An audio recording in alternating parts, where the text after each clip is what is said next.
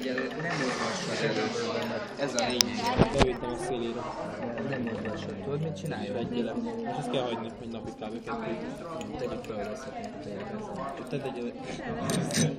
Gyere, tegyük el. Tedd egyenes helyre, hogy ne... Nem is! Tedd egy a szélére. Lelkinevelés.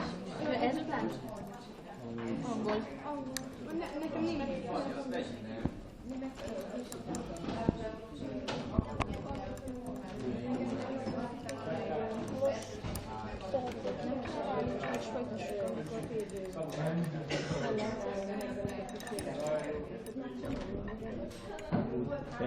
Ez majd...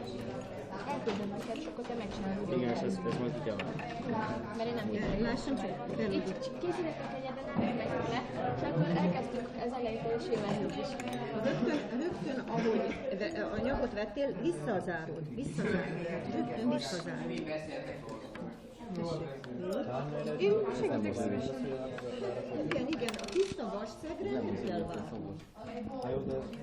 Ez egy kucifántos ötvezet, és nem tudom. Nem kapás, olyanok, beleteszem. Nem vagy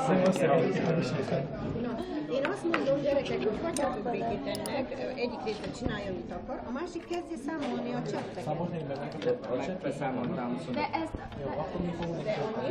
És melyikkel csináltátok? Mivel csináltátok? Ő is megcsinálta a bulettával.